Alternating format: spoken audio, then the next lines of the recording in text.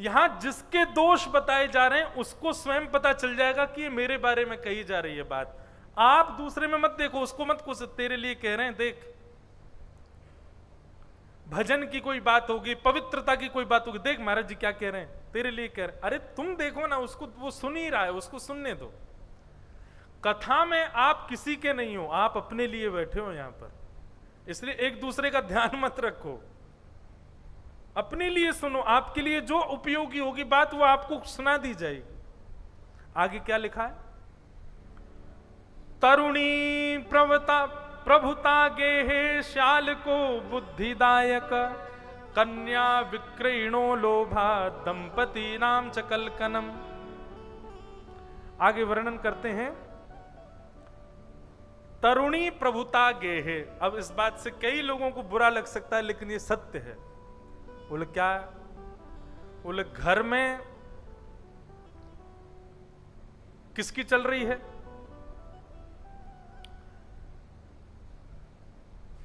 मां की नहीं चल रही है, पत्नी की चल रही है।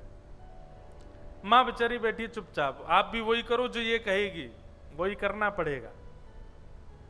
श्याल को बुद्धिदायक, बड़े भैया बेचारे दूर बैठे हैं, उनसे नहीं पूछा जा रहा है, लेकिन पत्नी के भैया मतलब शाले साहब, वो कहते हैं जीजा जी ऐसा करना, अरे तुमने कह दिया अब तो ये होगा।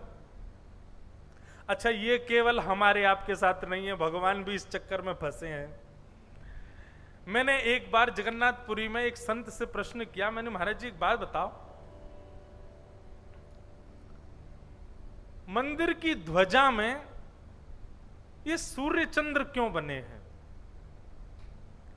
तब हमारे परम पूजनीय प्रातः स्मरणीय श्री जीआर स्वामी मठ के पूज्य श्री इंदिरा रमणाचार्य जी महाराज ने इसका उत्तर दिया विनोद में, लेकिन था उत्तर बड़ा बढ़िया। वो कहते हैं, बोले सूर्य तो प्रकाश का प्रतीक है, इसलिए सूर्य है ध्वजा में, उसको देखने से प्रकाशमान जो व्यक्ति ध्वजा का दर्शन करता है उसका जीवन प्रकाशित हो जाता है, अज्ञान का अंधकार नष्ट हो जाता है, इसलिए सूर्य है। और मैंने कहा चंद्र क्यों है? तो वो हंस करके बोले क्योंकि चंद्रमा भगवान का साला है। मैंने मतलब? बोले लक्ष्मी भगवान की पत्नी कहां से प्रकट हुई? समुद्र से। और चंद्रमा ये कहां से प्रकट हुआ? समुद्र से। तो ये कौन हुआ? भगवान का साला। भाई लक्ष्मी का भैया हुआ चंद्रमा। तो उन्होंने ऐसे विनोद में बताया कि जगन्नाथ भगवान बैठे रहते हैं तो लक्ष्मी कभी ना कभी किसी ना किसी बात से लड़ती रहती भगवान से, और जब भी जगन्नाथ भगवान से लक्ष्मी लड़ने के लिए आती है तो भगवान ऐसे नजर ऊपर करके देखते हैं, मानो लक्ष्मी कहती है ऊपर क्या देख रहे हो? बोले तुम भी देखो, हमने अपने साले को अपने ऊपर बैठा रखा, तुम्हारा भैया ऊपर बैठा है। तब लक्ष्मी कहती है बताओ कितने बेचारे शीलवान, हमारे भैया को ऊपर बैठा रखा है। चलो कोई बात नहीं, जो बात पे भी विवाद होता है लक्ष्मी उसको समाप्त कर, ठीक है कोई नहीं, अच्छी बात है, इसलिए चंद्रमा बैठा रखे। समझ में आई बात? लक्ष्मी ज्यादा हमसे वाद विवाद ना करे, इसके लिए ठाकुर जी ने चंद्रमा बैठा रखे अपनी ध्वजा पे। जब भी लक्ष्मी जी को क्रोध आता ठाकुर जी ऐसे देखते हैं, अच्छा हाँ नहीं सुन रहे हम तुम्हारी बात। तो बोले ऊपर देख रहे हैं कहीं हमारे भैया को नीचे नहीं उतार दें, इसलिए बात वहीं विश्राम।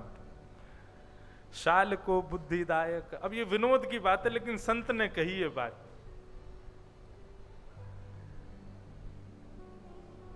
शाल को बुद्धिदायक, कन्या विक्रयणो लोभा दंपति नाम च कलकनम। बच्चे को इसलिए नहीं पढ़ाया जा रहा कि तू योग्य बन, बच्चे इसके लिए पढ़ाया जा रहा है कि योग्य घर की कन्या ब्याह करेगी और संग में धन लेके आएगी। पता चला कि बेटा तो कुछ करता ही नहीं है तो फिर हम कुछ मांग ही नहीं सकते धन। क्या करता है आपका पुत्र? अब तो रेट फिक्स हो गए, डॉक्टर होगा तो इतना मांग सकते हैं, चार्टेड अकाउंटेंट होगा तो इतना मांग सकते हैं, इंजीनियर होगा तो इतना मांग सकते हैं। क्या करता है बालक? बोल कुछ नहीं, दुकान पर बैठता है, दहेज ही नहीं मिलेगा, क्या करोगे बेटा? उसको इसलिए नहीं पढ़ाया जा रहा कि तुम योग्य बनो, इसलिए पढ़ाया जाता है अच्छे घर की कन्या आएगी और धन लेकर के आएगी। अरे विक्रय हो रहा है क्या कन्या का? कन्या विक्रयणो लोभात दंपति नाम च कलकनम। अब यहां पूरी बात ऐसी बताई है सारी, हम लोग ये सब नारद जी को दर्शन हो रहा है। न योगी नैव सिद्धो वा न ज्ञानी सत्क्रियो नरः कलितावान लेनाद्य साधनम भस्मताम गतम। अट्टशूला जनपदा शिवशूला द्विजातयः कामन्य केशशूलिन्य संभवन्ते कलभ्यः। इस प्रकार श्री नारद जी महाराज दर्शन कर रहे हैं, और दर्शन करते हुए श्री नारद जी महाराज सब जगह भ्रमण करते करते बड़े परेशान हो रहे थे। और परेशान होते हुए श्री नारद जी महाराज जैसे ही वृंदावन पहुंचे तो वृंदावन में क्या देखा? भो भो साधो क्षणम तिष्ठत मच्चिंतामपि नाशय दर्शनम तव लोकस्य सर्वथा गहरम परम। नारद जी महाराज जैसे वृंदावन पहुंचे तो वृंदावन में एक युवती नदी के तट पर रुदन कर रही है और उसकी गोद में दो वृद्ध लेटे हैं। युवती की गोद में वृद्ध। नारद जी महाराज वहां से निकलने लगे। उस रोती हुई युवती ने नारद जी को रोका। नारद जी बोले, तुम्हारा बड़ा आश्चर्यजन्य रूप है, तुम युवा हो, तुम्हारी गोद में दो वृद्ध लेटे हैं, ये शोभा तो नहीं देता। मुझे बताओ कि तुम कौन हो और रो क्यों रही हो, और ये दो वृद्ध कौन हैं?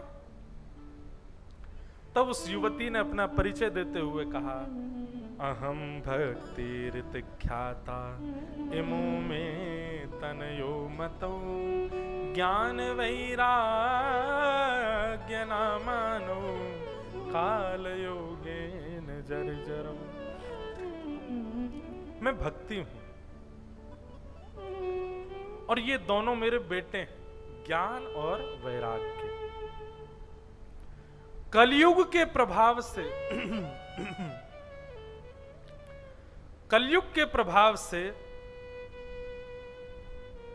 मेरे दोनों पुत्र ज्ञान और वैराग्य वृद्ध हो गए और मैं अभी भी युवा हूं। मैं भी वृद्ध हुई थी कहीं कहीं जाकर के, कहां कहां भ्रमण किया। भक्ति महारानी कहती है, उत्पन्ना द्रवणे साहम, मेरा द्रवण यानी कि दक्षिण भारत में मेरा जन्म हुआ। उत्पन्ना द्रविड़े साहम वृद्धिम कर्नाटके गताम क्वचित क्वचिन महाराष्ट्रे गुरुजने जीर्णताम गतः। कल कुछ ऐसी व्यवस्था करनी पड़ेगी। यहां निश्चित ही आसपास कहीं कुछ कोई भोजनालय है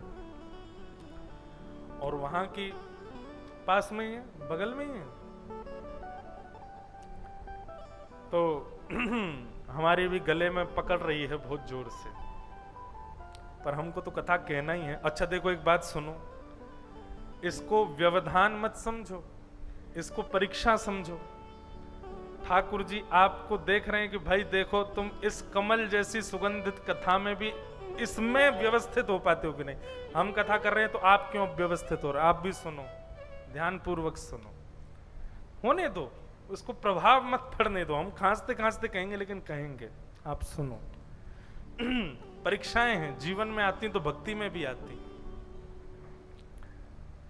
पर कल इसको व्यवस्थित करना पड़ेगा, क्योंकि ठाकुर जी की मंगलमयी कथा है।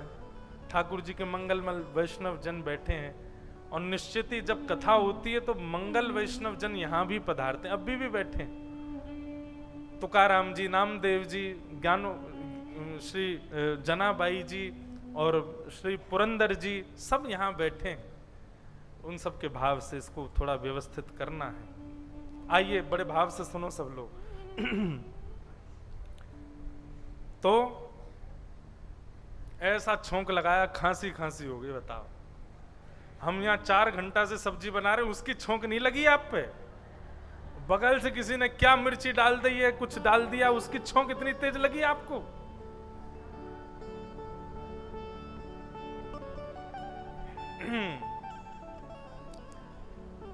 बात तो यही है, जो 3 घंटा से यहां सब्जी बन रही है उसकी छोंक की सुगंधी नहीं आई आपको।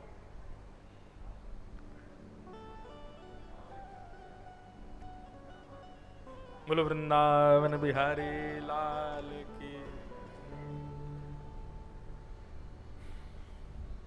कलयुग कितना प्रभावशाली होता है, कलयुग के व्यसन कितने प्रभावशाली होते हैं। यही भाई कौन है? वाह भैया, वृंदावन से व्यास जी आए, अपने संग 30 जन लेके आए, ऐसी बढ़िया सुंदर मंच पर बैठ के ये सब करने के और कथा सुनाने के, इतने बढ़िया व्यवस्थित होकर के सुनाने का पूरा भाव, उसके प्रभाव में एक आदमी भारी पड़ गया संसार।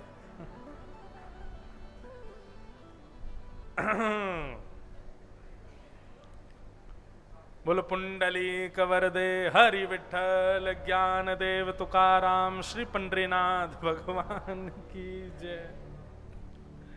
कितने घिरे हुए हम, बताओ, बगल में व्यासपीठ के। तो कहां थे हम? तो भक्ति महारानी ने अपना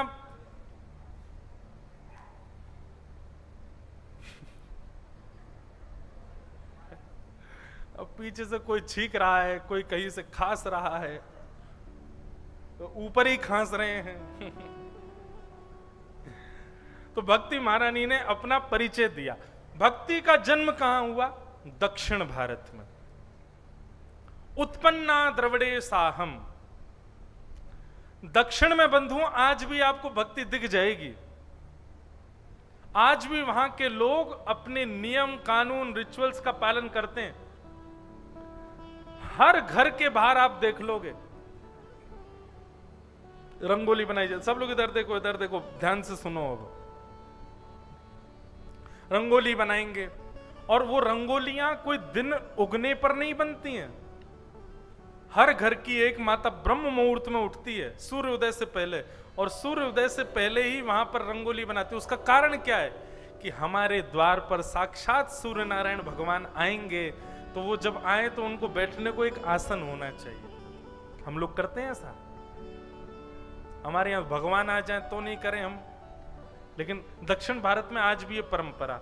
घर का सदस्य कहीं भी जाए सूना माथा नहीं रख सकता। शास्त्र आज्ञा है, आप सूने माथे से नहीं घूम सकते। हमें दिक्कत कम है, इनको ज्यादा है। सब व्यवस्थित हो जाओ। सूने माथे से रहने से,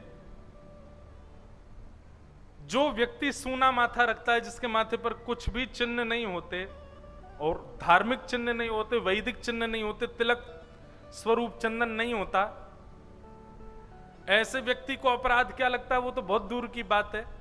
लेकिन किसी का सूना माथा है और आप भजनानंदी उसके सामने जाते हैं, तो जितनी देर आप उसका मुख देखोगे उतनी देर आपका भजन का जो पुण्य है वो घटता रहेगा। इसलिए सूना माथा नहीं रखना चाहिए कभी भी। एक बिंदी रखो। ये 4 उंगलियां हैं, ऐसे 12 अंगुल का ये माथा है, 12 उंगलियों का माथा है। तो या तो 12 उंगलियों का तिलक हो, नहीं तो 8 उंगलियों का तिलक हो, नहीं तो 4 उंगुल का तिलक हो, नहीं तो 2 उंगुल का तिलक हो, नहीं तो एक श्री हो। माथे पर कुछ ना कुछ अंकित होना चाहिए।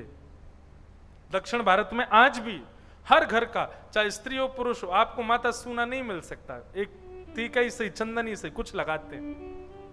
भक्ति आज भी है वहां पर, क्योंकि भक्ति का जन्म हुआ है दक्षिण में। उत्पन्ना द्रविड़े साहम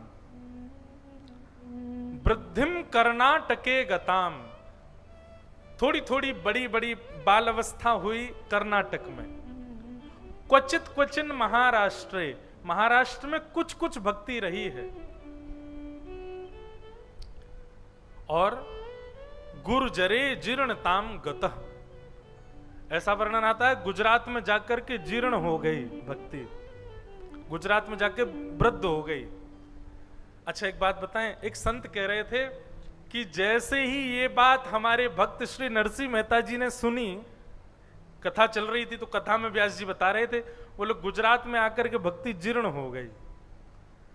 नरसिंह मेहता जी बोले शास्त्र की बात है, भागवत जी की बात है, वेद पुराणों की बात है, इसको निरर्थक तो नहीं कर सकते, पर क्यों ना इस पर थोड़ा कार्य किया जाए।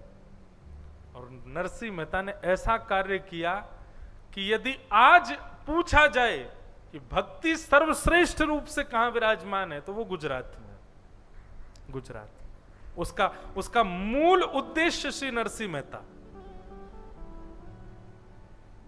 नरसिंह मेहता जी ने प्रचार प्रसार किया पूरी गुजरात में ऐसी भक्ति को। रामदास बोढ़ाना, उनकी भक्ति से गुजरात में प्रेम लक्षणा भक्ति प्रकट हुई। और श्री द्वारिकाधीश, श्री डाकोर जी में द्वारिकाधीश, सौराष्ट्र में द्वारिकाधीश जाकर के विराजमान हुआ। आज गुजरात के भक्तों में वैष्णवता अलग ही होती है। गुजराती वैष्णव दिख जाए, अलग ही पता चल जाएगा गुजरात का वैष्णव है। उसका खान पान भाव सब बड़े शुद्ध होते हैं। उन्हीं नरसिंह मेहता जी की कृपा है।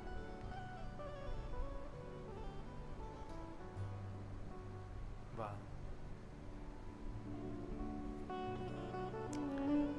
तो गुर्जरे जीर्ण ताम गतः, गुजरात में जाकर के जीर्ण हो गई भक्ति बता रही है। लेकिन महाराज सब जगह भ्रमण करती करती जैसे ही मैं वृंदावन आई, तो वृंदावन पुनः प्राप्य नवीने विस्मरूपिणी। वृंदावन आते ही, वृंदावन में प्रवेश करते ही मैं बिल्कुल नए रूप में परिवर्तित हो गई। मेरा स्वरूप बिल्कुल आनंदित हो गया। मैं बिल्कुल युवान होती चली गई, क्योंकि वृंदावन में भक्ति तो नृत्य करती है। मैं तो युवान हो गई नाथ, पर मेरे बालक अब भी वृद्ध हैं, ज्ञान और वैराग्य। इसका मतलब क्या है? आज भी बंधुओं भक्ति हम सबके चित्त में युवान है, पर ज्ञान और वैराग्य बुढ़े हैं। और ज्ञान और वैराग्य की वृद्धता होने से भक्ति भले ही युवान हो, पर भक्ति प्रसन्न नहीं होती। और जब भक्ति प्रसन्न नहीं होगी तो उससे आनंद कैसे मिलेगा? हम भक्ति करने के बाद भी प्रसन्न क्यों नहीं है? क्योंकि हमारे चित्त की भक्ति प्रसन्न नहीं है। और भक्ति प्रसन्न क्यों नहीं है? क्योंकि भक्ति के दो पुत्र ज्ञान और वैराग्य वो वृद्ध हैं हमारे अंदर, उनको युवान करना है। वो मां कैसे खुश रह सकती है जिसके बालक दुखी हों? लेकिन बालक यदि प्रसन्न हो जाए, बालक यदि आनंदित हो जाए, तो मां अपने आप आनंदित हो जाती है। ज्ञान और वैराग्य, इनको अपने चित्त में सुदृढ़ बनाइए, इनको अपने चित्त में योग्य बनाइए। ज्ञान का मतलब बहुत नॉलेज होना नहीं होता। मैं बताता हूं अपनी कथाओं में, बहुत नॉलेजेबल होना ज्ञान नहीं होता। विवेकी होना ज्ञान है। सही गलत की पहचान होना ज्ञान है। सही और गलत का पहचान ये केवल सत्संग ही आपको प्रदान कर सकता है। सत्संगी व्यक्ति को ही पता होता है क्या उचित है और क्या अनुचित है। ये ज्ञान हमें बढ़ाना है अपने अंदर। और वैराग्य, वैराग्य का मतलब सब छोड़ देना नहीं होता है। वैराग्य का मतलब केवल उनका त्याग करो जो हरि से विमुख कराने वाले हैं। सूरदास जी की एक पंक्ति में निश्चित ही इस भाव में गाता हूं। सूरदास जी कहते हैं, अच्छा ये बात मैं हर कथा में कहता हूं लगभग, कुछ बातें ऐसी हैं जिनको मैं पीछे ही पड़ा रहता हूं कि ये तो करना ही है वैष्णवों को। अगर आप अपने आप को वैष्णव मानते हैं तो सबसे पहला काम आपको यही करना चाहिए, तजोरे मन हरि विमुखन को संग। जाके संग कुमति उपजत है, पड़त भजन में भंग। जिसके संग रहने से आपकी कुमति, आपकी मति दूषित होती है, जिसके संग रहने से आपका भजन छूट जा रहा है, उसका आपको त्याग करना चाहिए। एक अभी ऑस्ट्रेलिया में एक वैष्णव मुझको मिला और वो मुझसे जिज्ञासा करे, बोले महाराज जी मेरा यहां बिल्कुल मन नहीं लगता, मुझे वृंदावन की बहुत याद आती है, मुझे कथा सुनने का बहुत मन होता है, मेरे को बार बार स्मरण होता है मैं वृंदावन में रहूं, यमुना जी के तट पर रहूं, गिरिराज जी की तलेटी में रहूं। आप कुछ प्रयास करो, आप कुछ कृपा करो कि मेरा ये देश छूटे, मैं वापस वृंदावन आ जाऊं। हमने उसको एक बात कही, मैंने कहा देखो पता नहीं क्यों मैं ऐसा कह रहा हूं, लेकिन मेरे ठाकुर जी के भाव जो भी मेरे मन में आ रहे हैं, मैंने कहा आप इस देश को नहीं छोड़ना। तो बोले आप ऐसा क्यों कह रहे हो? वो रोने लगा बहुत जोर जोर से, आप कम से कम ऐसा तो मत कहो। मैंने कहा नहीं, हम एक बात कह रहे हैं, इस देश को मत छोड़ना। बोले क्यों? मैंने कहा कम से कम यहां रहते हो तो याद तो बनी रहती है ना वृंदावन की।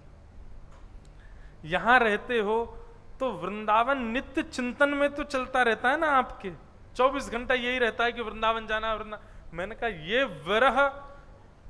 विरह जरूरी है। मैंने कहा जिस दिन शाम को लगेगा कि नहीं अब इसके, तो तुम्हारा वही छुड़वा देंगे, ये देश तुमको बुला लेंगे। मैंने कहा अभी मत छोड़ के जाओ, अभी तो तुम इस विरह में ही रहो, कम से कम इसकी वजह से तुम्हारा ये चिंतन तो बना हुआ है ना नित्य का।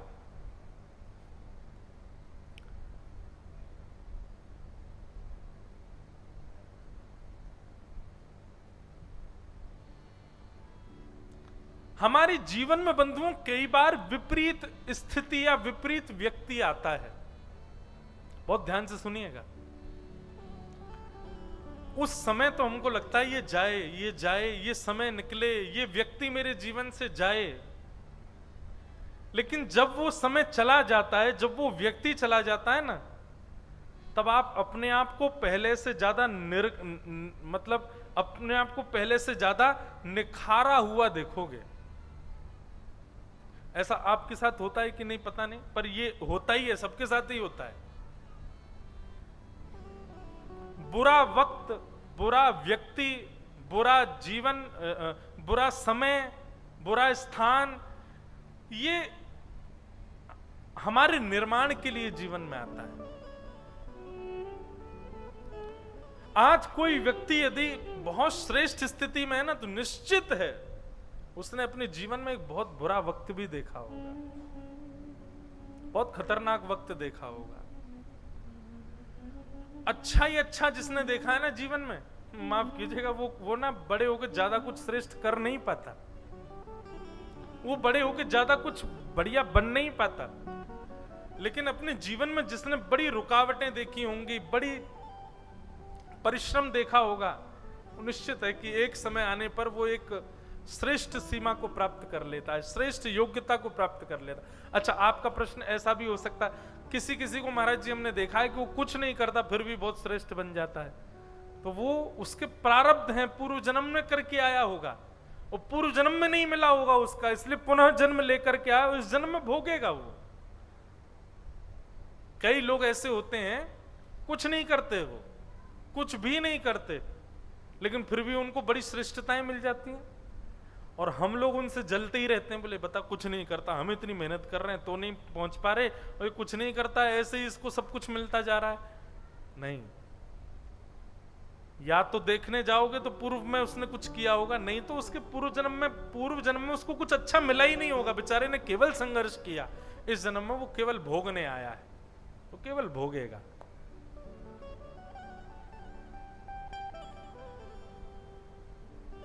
तो कभी कभी जीवन में विपरीत स्थिति होना ये हमारे निर्माण के लिए होती है, उसको स्वीकार करो। तजोरे मन हरि विमुखन को संग, यही वैराग्य है। उस वस्तु से, उस भोजन से, उस जल से, उस स्थान से, उस व्यक्ति से संबंध छोड़ दो जो ठाकुर जी से दूर करता। जिस स्थान पर जाकर के भगवान की याद नहीं आती, उस स्थान का नक्शा ही काट दो अपने मैप में से, यहां जाना ही नहीं मुझको।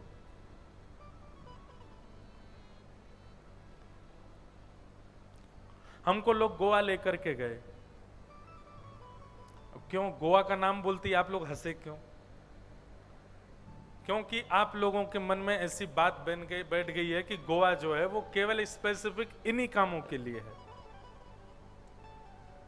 पर हम वहां गए, वहां जाकर के हमने अकिंचन कथा की। सुबह सुबह 4 बजे से कथा करते थे समुद्र के किनारे बैठ के, बढ़िया कीर्तन करते, बढ़िया आनंद करते, ठाकुर जी का उत्सव करते। हमारे लिए हमारा छोटा वृंदावन वहीं बन गया था। और हमारे आसपास के रिजॉर्ट में जो व्यसनी लोग रहते थे, खाते पीते, उनका 3-4 बजे तक पार्टी चलती। जब उनकी पूरी होती तो हमारी कथा शुरू होती। तो अपनी खिड़कियों में से देखते, बोले अब सोने नहीं दे रहे ये लोग, कीर्तन कर रहे हैं। मैंने कहा अब तुम्हारा कीर्तन पूरा हुआ, अब हमारा होगा। तो उनमें से कई लोग तो एक आध दिन आए भी कथा में। बोले गोवा में कौन कथा कर रहा है भाई? नहीं, हम कर रहे हैं। कई बार आपका भजन करने से आपका स्वभाव स्वरूप ऐसा हो जाता है कि आप जहां जाते हो वहीं अपने जैसा माहौल करने लग जाते हो। यह भी एक वैष्णव का स्वरूप है कि वो जहां जाए अपने माहौल वहीं बिखेर दे, उसके अनुकूल माहौल हो जाए, माहौल के अनुकूल उसको ना रहना पड़े। अभी उल्टा होता है, जैसा माहौल होता है वैसा हमको होना पड़ता है, जैसा देश वैसा भेष। पर नहीं, वैष्णव को ऐसा होना चाहिए, माहौल बदलेगा मेरे लिए, मैं नहीं बदलूंगा, मैं ऐसा ही रहूंगा। माहौल बदल जाए। प्रहलाद जी बदले ही नहीं, पिता ने डांटा,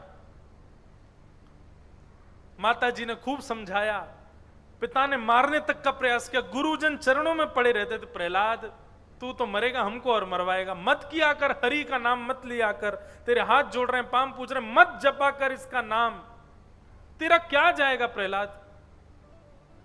प्रहलाद जी कहते हैं जो आज्ञा गुरुदेव, नहीं जपूंगा। प्रहलाद जी दूसरे दिन से मौन रहने लगे। अब कोई कुछ भी कहे तो प्रहलाद जी इशारों में उत्तर दें। गुरुजन कहने लगे प्रहलाद तू ये बोलता क्यों नहीं है? बोले गुरुजी आपने ही तो मना किया कि हरि का नाम मत बोल।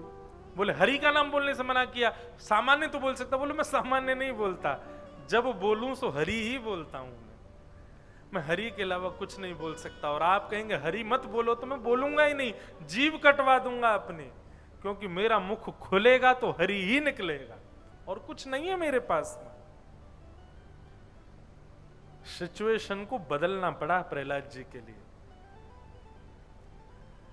मीराबाई को समझाया। मीराबाई की ननद पहले तो बहुत लड़ती थी, पहले तो बड़ी विपरीत बुद्धि वाली थी, लेकिन एक दिन उसने चमत्कार देख लिया। ठाकुर जी का अपहरण करवा दिया, गिरधर लाल जी का अपहरण करवाया मीराबाई की ननद ने। और गिरधर लाल जी की जगह जिस कपड़े को ओढ़ करके श्री गिरधर लाल सोए थे मीराबाई के, उनके स्थान पर एक नाग रखवा दिया। उस पिटारे में जिसमें गिरधर लाल जी रहते थे, जो झांपी जी थी, उसमें नाग रख दिया। ठाकुर जी कहीं और कर दिए। बोले सुबह मीरा उठेगी, जैसे ही कपड़ा हटाएगी सोई नाग उठ करके डस देगा, चली जाएगी। मीराबाई तो अपने भक्ति भाव से जागो मेरे मोहन प्यारे भोर का राग गाने लगी। गाती हुई जैसी पहुंची, ठाकुर जी की झांपी जी के ऊपर जो वस्त्र रखा था, बड़े प्रेम और भाव से, और झरोके में से झांक के ननद देख रही है। बोले अभी नाग निकलेगा, इसको डस देगा। और जैसे ही वस्त्र हटाया तो महाराज नाग तो अंतर ध्यान हो गया, गिरधर लाल जी थे वहां पे। और ये दृश्य अपने आप देखा उसकी ननद ने। ननद बोली ठाकुर जी तो मैंने चोरी करवा दिए थे, नाग रखवाया था, ये ठाकुर जी कहां से आ गए? अपने किसी आदमी से, तूने ठाकुर जी कहां रखे? बोले आपकी अलमारी में रखे मैंने जाके। ननद ने जैसी अपनी अलमारी खोल के देखी तो मां नाग बैठा था। वो पुस्कारने लगा। ननद समझ गई, बोले मीरा सामान्य नहीं है, इसकी भक्ति में बल तो है। उसी समय चरणों में जाकर के जो मीराबाई की ननद थी वो नतमस्तक हो गई और उन्होंने मीराबाई को अपना गुरु मान लिया। एक दिन मीराबाई से उन्होंने कहा, भाई साहब आप क्यों भजन करती हो? आप क्यों ठाकुर जी का गुण गाती हो? हमारा छोटा भाई जो अभी राजा है, मीराबाई के पतिदेव भी चले गए थे, मीराबाई के ससुर जी भी चले गए थे, तो राजा छोटा भाई बना राणा। और वो बहुत प्रताड़ना करता था मीराबाई की। तो बहन ने समझाया, ननद ने समझाया, बोले आप उसके सामने भजन मत गाया करो, आप उसके सामने उत्सव मत किया करो, आप उसके सामने गिरधर लाल जी की बातें मत किया करो। उसको गुस्सा आता है, फिर वो उल्टा सीधा करता है आपके साथ, मत किया करो उसके सामने। तो मीराबाई ने एक पद गाया, तो वैष्णव पथ पर यदि आए हो, भक्ति पथ पर आए हो, वैष्णव बनना चाहते हो, तो इस बात को गांठ बांध लीजिए। संसार के चकाचौंध में, संसार की अव्यवस्थाओं में बदलना नहीं, फिर ऐसे ही रहना। फिर चाहे दुनिया के किसी कोने में चले जाओ, आपका स्वरूप वैष्णव का ही रहना चाहिए। आपके मुखमंडल से वैष्णवता दिखनी चाहिए। आपके नियम, व्रत, धर्म सब में वैष्णवता होनी चाहिए। अरे कहां तक कहें, रात्रि में सो ना तो भी वैष्णव बन के ही सो। हम रात्रि में सोते हैं ना तो भी धोती पहन के ही सोते हैं। हम क्रिकेट खेलने जाते हैं तो भी धोती पहन के ही जाते हैं। क्यों? वहां भी कोई ये नहीं कहे कि देखो प्लेयर छक्का मार रहा है, कोई यूं कह दो कोई भक्त है छक्का मार रहा है। कहीं भी ये ना दिखे कि कोई संसारी व्यक्ति, सब जगह ये लगे कोई विट्ठल का बंदा है, वही घूम रहा है, वही चल रहा है, वही उठ रहा है, वही बैठ रहा है। लोग बाग तिलक लगाते हैं, रात्रि में मुंह धोते हैं, सो जाते हैं। कई बार हम भी करते हैं, पर यह भी नहीं होना चाहिए। रात में भी तिलक लगा के रखो, निद्रा में भी तिलक लगा रहे मुखमंडल पर। कई जगह ऐसा भाव कहते हैं, बोले शयन अवस्था है, शयन निद्रा के लिए जाते हैं, उस समय तिलक जो है साक्षात भगवान का स्वरूप है, उसको मर्यादित रखना चाहिए, उसको नहीं धारण करना है। ऐसा नहीं। अगर ये भगवान के स्वरूप ही हैं, तो रात्रि में जब हम सोएं तब भी हमारे संगी रहें, तब भी हमारे पास ही रहें।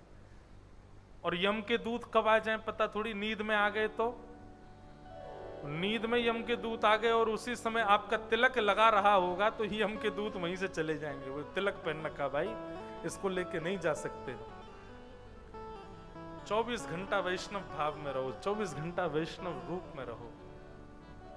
तो भक्ति के दो पुत्र हैं, ज्ञान और वैराग्य। जब तक इन दोनों को आप जीवन में नहीं लाओगे, भक्ति प्रसन्न नहीं रह सकती, भक्ति आपको सुख नहीं दे सकती।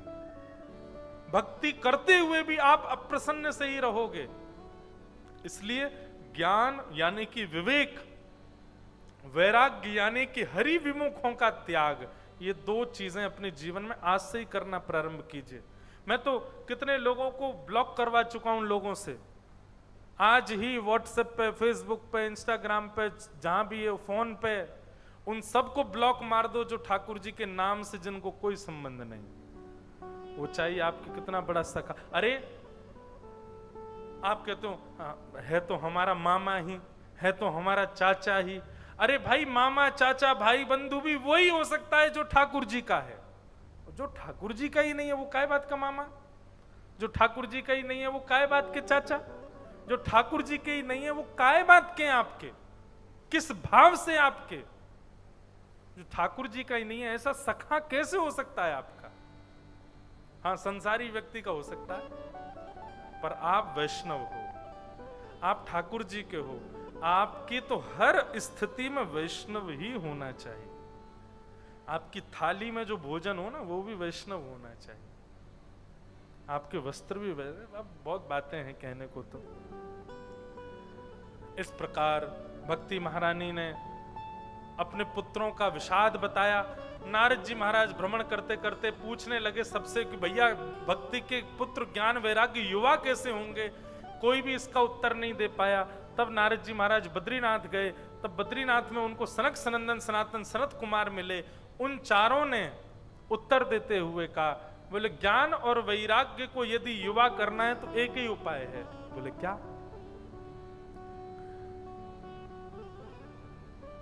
उन दोनों के निमित्त सत्कर्म सूचको नूनम ज्ञान यज्ञ स्मृतो बुधई श्रीमद् भागवतालाप सतु गीत सुकादिभि। भागवत की कथा कराओ। श्रीमद् भागवत की कथा होगी तो ज्ञान और वैराग्य दोनों युवान हो जाएंगे। नारद जी महाराज जोर से हंसे, बोले अरे महाराज, मैं चारों वेद सुना आया, मैं गीता जी का पाठ सुना दिए, मैंने उपनिषद सुना दिए, इनसे जब कोई प्रभाव नहीं हुआ तो भागवत जी से कैसे हो जाएगा? सनत कुमार बोले तुमने भागवत जी को क्या समझा है? भागवत जी कोई ग्रंथ नहीं है, भागवत जी कोई पोथी नहीं है, भागवत जी कोई किताब नहीं है। तेनेयम वांगमयी मूर्ति प्रत्यक्ष कृष्ण एव ही। साक्षात श्री कृष्ण है श्रीमद् भागवत। कई लोग बोल देते हैं महाराज जी क्या है, बोले पोथी यात्रा जा रही। पोथी नहीं, भागवत जी को अब तक आप पोथी बोलते आए, कोई अपराध नहीं है, पर अब से पोथी नहीं बोलना है। भागवत जी पोथी नहीं है, भागवत जी श्री कृष्ण हैं। उनका एक सम्मान और सम्मान नहीं, एक श्लोक है, मुझे वो भी स्मृति में नहीं, वो भी याद करके बताऊंगा। जितने भी वेद पुराण उपनिषद आदि जितने भी हमारे पुराण हैं, सब चंवर डुराते हैं किनके? सिंहासन पर बैठी हुई भागवत जी के। भागवत जी साक्षात श्री कृष्ण है, पोथी नहीं है, ग्रंथ नहीं है, किताब नहीं है। हम पर कोई बहुत बड़ा शब्द नहीं है इसलिए हम पुराण बोल देते हैं, नहीं तो भागवत तो साक्षात श्री कृष्ण है।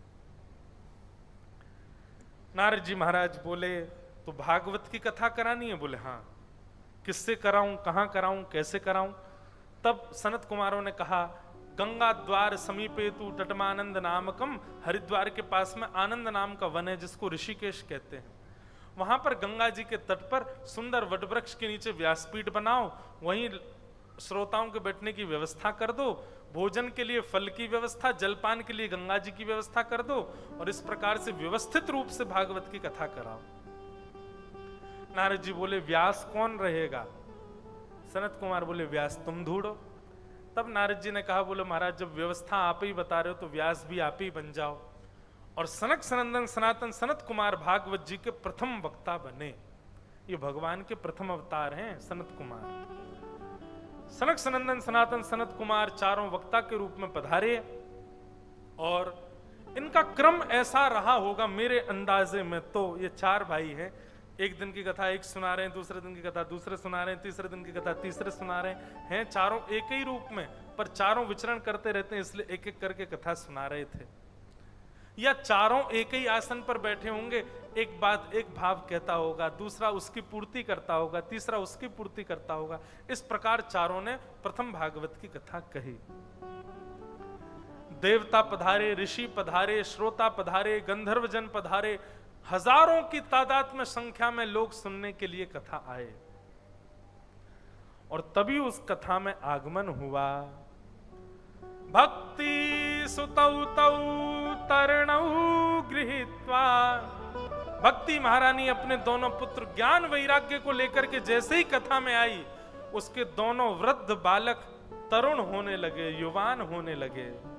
और अपने पुत्रों को युवान होते देख भक्ति सुतौ तौ तरणौ गृहीत्वा प्रेमैकरूपा सहसा विरासित, श्री कृष्ण गोविंद हरे मुरारे नाथेति नामानि मुहुः वदन्ति।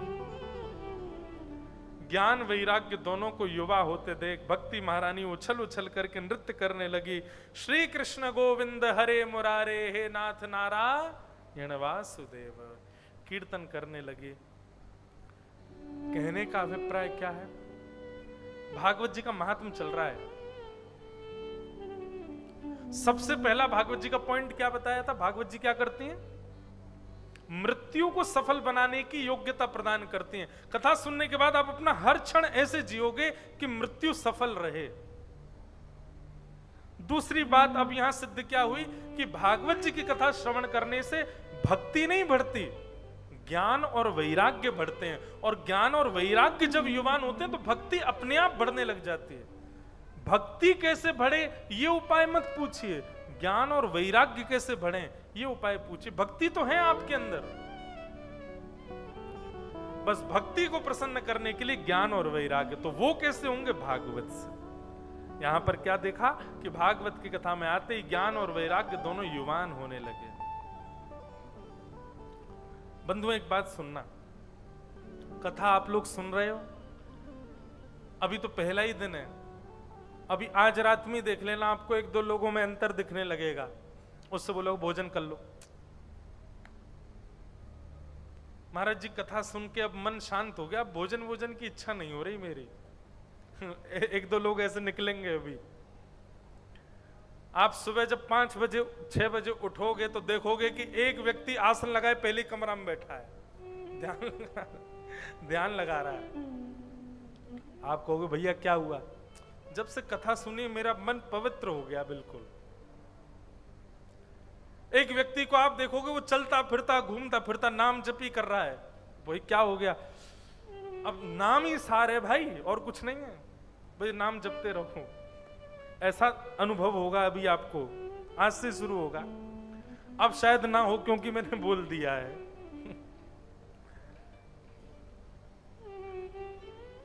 वो ऐसा करे इसकी मैं निंदा नहीं कर रहा या उसका उपहास नहीं कर रहा, पर ये 7 दिन बाद नहीं होगा ऐसा। 7 दिन बाद जैसे ही आप अपने कामों में जाओगे, अपने घर जाओगे, अपने नगर में जाओगे, अपने शहरों में जाओगे, फिर वैसे ही हो जाओगे। मतलब जितने दिन कथा चल रही है ज्ञान और वैराग्य आपके युवान हो जाएंगे, यहां से वापस जाते फिर वृद्ध होके घर जाएंगे। हमारा काम है आपके हृदय के ज्ञान वैराग्य को युवान करना, और आपका काम है उनको युवान बनाए रखना। अगर वो युवान नहीं रहे, अगर किसी में ये परिवर्तन दिखे, भोजन की इच्छा नहीं, रात में निद्रा नहीं आ रही, भजन चल रहा है, सुबह जल्दी ब्रह्म मुहूर्त में उठ के स्नान करके महाराज चले गए पंडरीनाथ भगवान का दर, अगर ये स्थिति अभी 7 दिन में हो रही है, इसको कांस्टेंट रखिएगा आगे, ये यहीं ना रह जाए। नहीं तो वही हो जाएगा ज्ञान वैराग्य, फिर वृद्ध हो गए आपके। ये युवान बने रहे। किससे होंगे युवान? भागवत से। भक्ति महारानी प्रसन्न हो गई, व्यास जी के चरणों में प्रणाम करने लगी, धन्यवाद, आपने मेरी पीड़ा दूर कर दी, मेरे दोनों पुत्र युवान हो गए नाथ, आपकी बड़ी कृपा। अब मुझे आज्ञा करें, मैं क्या करूं? तब नारद जी ने आज्ञा की, भक्ते सुगोविंद स्वरूप कर्त्री, प्रेमई कधर्त्री, भवरोग हर्त्री, सात्वं च तिष्ठस्व सुधैर्य संशया, निरंतरं वैष्णव मानसानि। हे भक्ति महारानी, आप गोविंद को अति प्रिय हो, ठाकुर जी की बड़ी प्रिय सी है भक्ति महारानी। आप जिसके जीवन में जाती हो उसके भवरोग को नष्ट कर देती हो, आप प्रेम को प्रकट कर देती हो।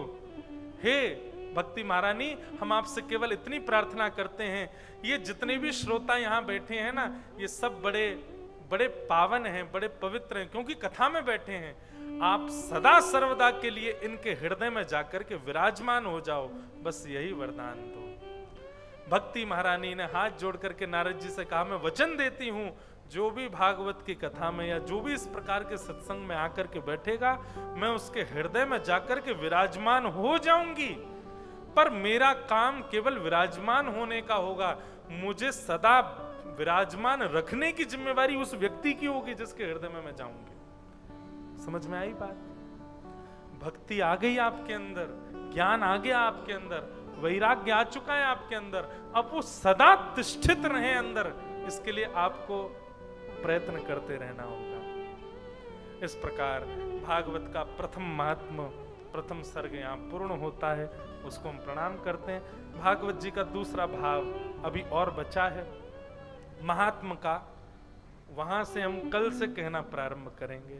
धुंधुकारी का प्रसंग अभी श्री ठाकुर जी के मधुर मधुर यहाँ पर सुंदर अभंग भी हम सुनाएंगे, और श्री पंडरीनाथ भगवान के मधुर भाव भी सुनाएंगे। बस आप सब लोग बड़े प्रेम और भाव से खूब निष्ठा से कथा सुनिए। भोजन कम भजन ज्यादा।